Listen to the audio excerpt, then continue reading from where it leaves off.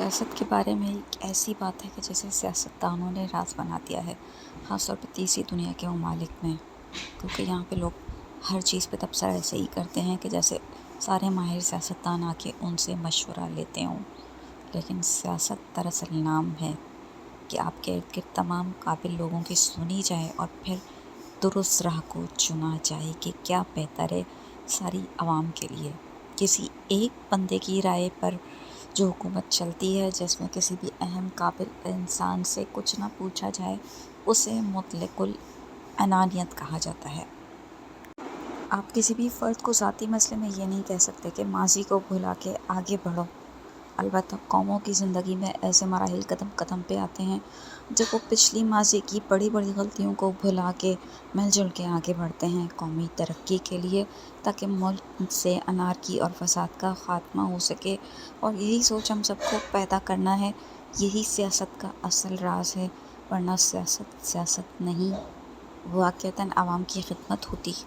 کسی بھی پارٹی کا نام لیے بغیر اب ہم ایک تقریر کے ٹکڑے کا جائزہ لیتے ہیں کہ وہ کیسا ہے اور اس میں کس حد تک صداقت ہے، اور آپ نے بھی یہ کام پوری دیانتداری سے کسی پارٹی کے بارے میں سوچے بغیر کرنا ہے، تاکہ آپ سمجھ سکیں کہ کیسے ہم نے ایک اچھی سیاست کو اپنے ملک میں پروان چڑھانا ہے اور ملک کی فلاح کے لیے کام کرنا ہے۔ 4 سال پہلے جو 30,000 کماتا تھا وہ غریب تھا، لیکن آج اس تباہی کے زمانے میں جو 8,500 کماتا ہے وہ غریب نہیں ہے۔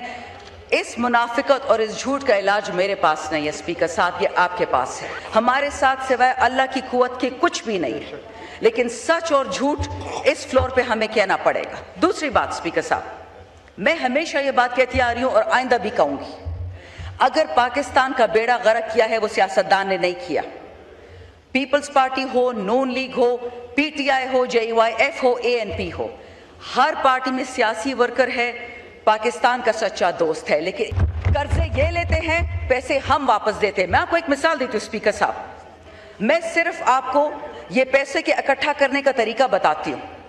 3 چیزوں پہ ہم سے پیسہ اکٹھا کیا جا رہا ہے اور پیسے ہم اتارتے ہیں۔ اب مثال دیکھیں، بجلی، گیس، تیل، 3 چیزیں۔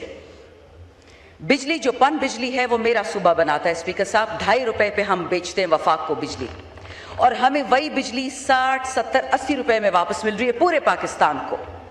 پیسہ کہاں جا رہا ہے؟ گیس، بلوچستان اور خیبر پختونخوا سے جو گیس نکلتی ہے، ہمارے چلو صوبوں میں تو ہمیں ملتی نہیں ہے، ہم تو ویسے بھی کسی کو پسند نہیں ہے اپنی معدنیات کی وجہ سے، لیکن باقی پاکستان کا کیا گناہ ہے؟ آپ کی پنجاب اور سندھ سے کیا دشمنی ہے؟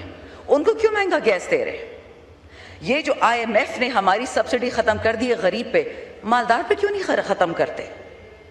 میں اس کا مثال بھی آپ کو دوں گی۔ اور تیسری چیز اسپیکر صاحب، تیل۔ اس حکومت کے پاس 28 دن کے ذخیرے تھے تیل کے، جب ایران کے ساتھ امریکہ نے اٹیک کیا، اسرائیل نے اٹیک کیا، جنگ چھڑ گئی۔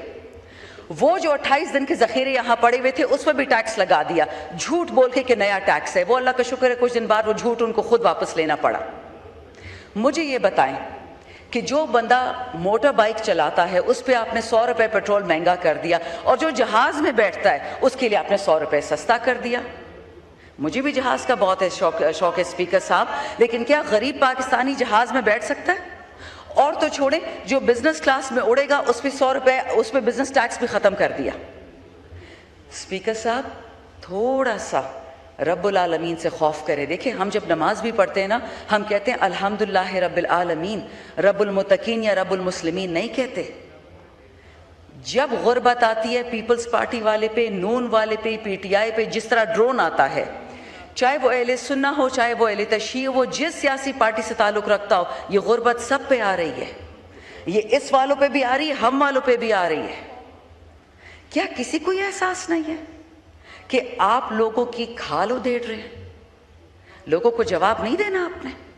چلو رب سے تو کوئی نہیں ڈرتا، جو آج کل زندہ ہے لوگوں کا ہی سوچ لیں۔